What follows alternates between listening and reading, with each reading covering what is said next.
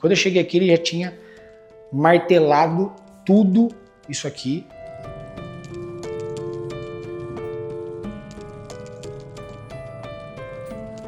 Quebrou todinha a bancada, arrancou, pegou a marreta e destruiu aqui a bancada.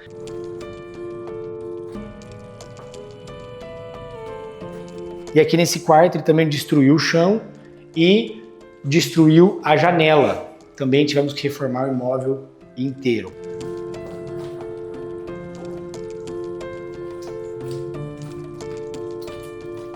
Trocamos todos os pisos, pintamos a casa, o teto tivemos que reajustar o gesso. Pagamos 179 mil nesse imóvel, gastamos 33 mil reais aqui de reforma. E esse imóvel já está à venda por 380 mil reais. 35% de retorno, mesmo com o imóvel totalmente destruído.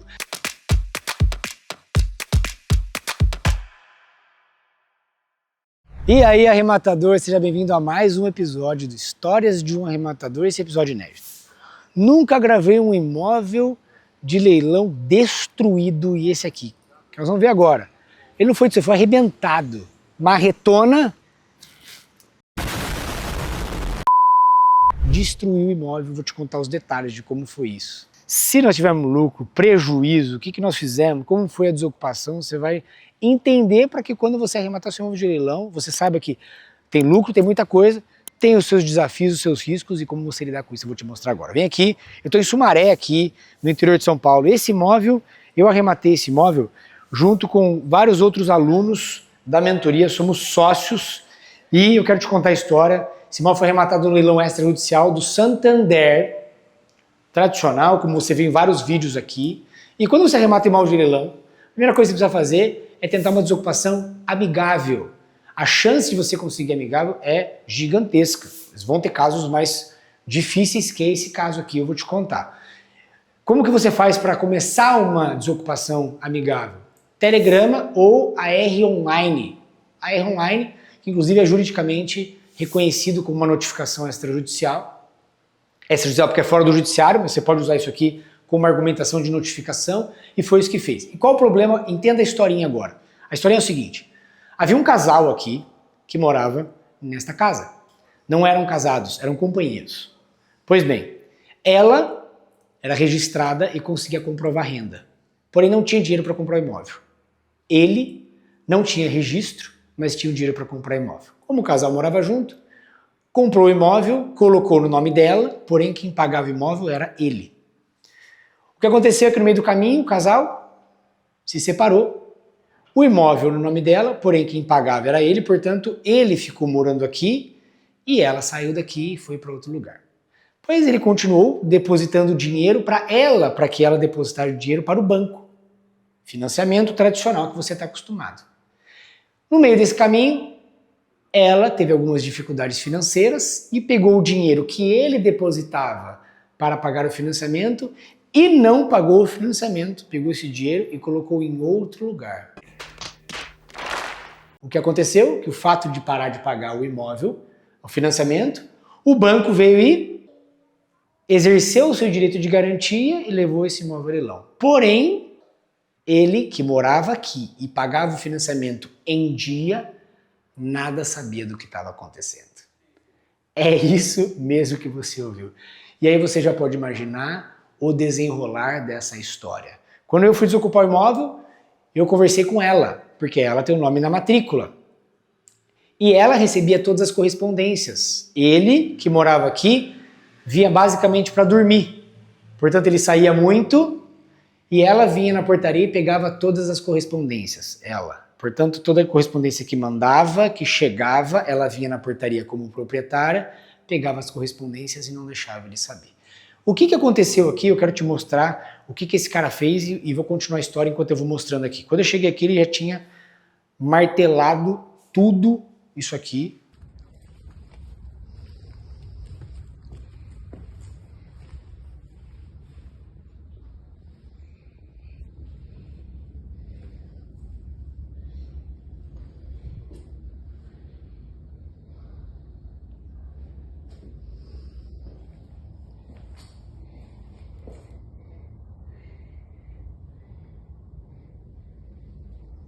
trocamos todos os pisos, pintamos a casa, o teto tivemos que reajustar o gesso, a cozinha, vem aqui na cozinha que eu vou falar dela rapidamente, e eu continuo a história.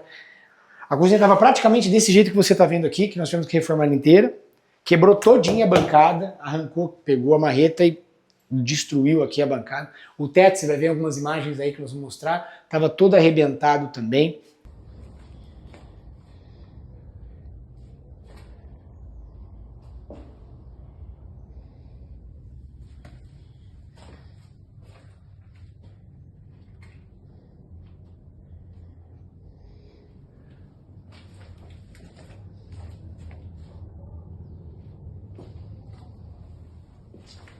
O que aconteceu, que foi um dos acertos que nós fizemos nessa negociação, e aí você precisa, toda vez que você vai negociar um imóvel de leilão, você precisa saber com quem você está conversando.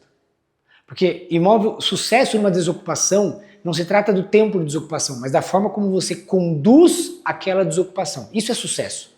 Você vai ter pessoas mais difíceis e mais fáceis. É muito fácil você negociar uma desocupação daquela pessoa que está querendo sair. O difícil é daquele que não está querendo sair. Então não é sobre o tempo de desocupação, mas é como você lidar com a situação. A estratégia principal que a gente usou aqui eu vou revelar para você. Antes de eu continuar, eu quero que você saiba que aqui embaixo tem um link para você se inscrever para a próxima turma da mentoria O Arrematador. Lá eu te ensino tudo o que você está vendo aqui, estratégias para você dobrar o seu patrimônio com imóvel de leilão, alcançar sua liberdade financeira, ter uma outra fonte de renda e quem sabe até fazer uma transição de carreira. Todos esses vídeos que você vê, esses episódios, são alunos mentorados que aprenderam na mentoria. É só você clicar aqui embaixo para você já esperar a próxima turma.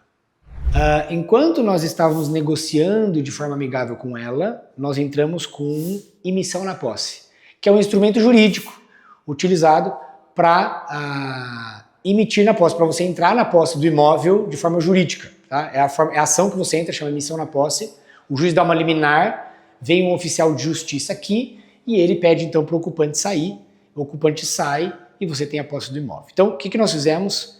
Fizemos em paralelo. E eu escuto muito as pessoas dizendo, Bruno, mas você gastou dinheiro com advogado, você gastou dinheiro com taxa judicial? Sim, gastamos R$ 1.500 de taxa judicial para poder abrir a ação e R$ 3.000 de advogado. R$ 4.500 aqui que nós gastamos para isso. Por que eu fiz isso em paralelo? Se uma pessoa mente para o próprio companheiro ou ex-companheiro, qual é a chance dela mentir para você? É muito grande. Portanto, eu sabia o tipo de pessoa que eu estava lidando. E aí nós fizemos isso em paralelo. Enquanto eu não conseguia negociação amigável, o processo de emissão na posse estava rodando aqui em paralelo. E toda a negociação foi feita desta forma. Até que quando o juiz determinou a saída do ocupante, através do oficial de justiça, então o oficial de justiça, o processo ele vem até aqui, ele bate, pede para o ocupante sair. Se ele oferece resistência, chama-se força policial, não foi o caso aqui, e aí com um caminhão coloca as coisas e vai embora. E aí, nesse caso, quando saiu a decisão, a pessoa disse, olha, eu conversei com meus companheiros e ele vai sair de forma amigável, não precisa do oficial de justiça, não quero expor ele nesse caso, etc, etc. E aí nós falamos, tá tudo certo, viemos até aqui e quando nós chegamos aqui, o imóvel estava assim, destruído. Vem ver o resto aqui, como que estava o imóvel. Aqui, ó, esse quarto aqui estava basicamente desmontado, você pode ver que inclusive tem a marreta aqui que ele usou para quebrar tudo, mas o chão picotado, que é o grande medo que todos nós temos, é o ocupante vai destruir imóvel. E se destruir, você tem que saber o que fazer. E eu vou te falar o que nós fizemos depois. Não acabou a história. E aqui nesse quarto ele também destruiu o chão e destruiu a janela. Também tivemos que reformar o imóvel inteiro.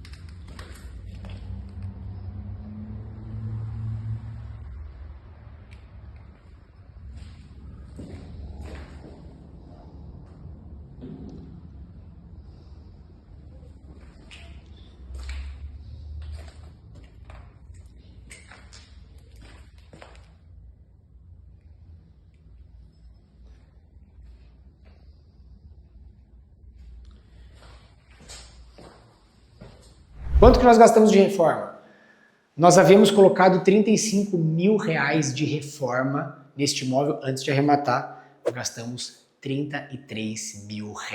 Nossa, mas 33 fazer tudo? Sim, porque os planejados ficaram aqui, a maioria deles ficaram aqui, então nós conseguimos aproveitar o que barateou a nossa reforma. Se não tivesse tido planejados, nós íamos gastar por volta de R$ 45 mil aqui facilmente nessa reforma, ficamos dentro do valor.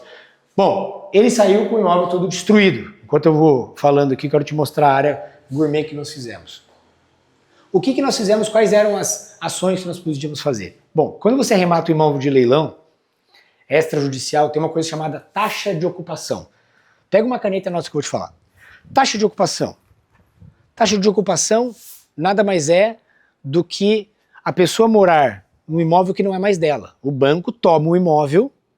Tomar o imóvel significa consolidar a propriedade. Ela faz uma consolidação da propriedade dizendo: esse imóvel agora eu exerci o meu direito, porque você não pagou. A partir desse momento a lei diz que a pessoa deve pagar 1% de taxa de ocupação. Taxa de ocupação nada mais é do que estar morando num imóvel que não é dela, porque ela tem que pagar por isso. Então o que nós fizemos? Entramos com uma ação dizendo: a pessoa estava lá e não pagou a taxa de ocupação, e nós ganhamos. R$ 14 mil é o valor que foi então decidido pelo juiz, que deve ser pago para nós pela taxa de ocupação. Tá? Então, com tudo que nós gastamos, ainda nós ganhamos R$ 14 mil, então, com tudo que nós economizamos, com os móveis que ficaram aí, R$ 14 mil. Com essa diferença, nós aproveitamos e fizemos aqui também algumas coisas. Colocamos essa bancada aqui, colocamos revestimentos, essa churrasqueira já tinha, fizemos aqui toda a parte de jardinagem que estava destruído, também estava largado, fizemos a jardinagem e investimos para que esse imóvel fosse vendido. O que mais vocês fizeram? Nós tínhamos duas alternativas. Podíamos entrar com vandalismo, essa era uma alternativa que nós tínhamos, só que o problema de entrar com vandalismo é que a proprietária do imóvel, quem que é? Ela. Até achar o cara, até conseguir isso, etc., nós decidimos fazer o seguinte: já tínhamos ganho R$ 14 mil, era o suficiente para nós, dentro do que nós gostaríamos, até porque uma pessoa de baixa renda dificilmente vai conseguir pagar aquilo que o juiz determina. E como que faz para receber isso? Vai ter que buscar ativos, etc., e você pode demorar muito tempo para poder receber isso. Então, qual que é o nosso foco? Compra, reforma e venda rápida.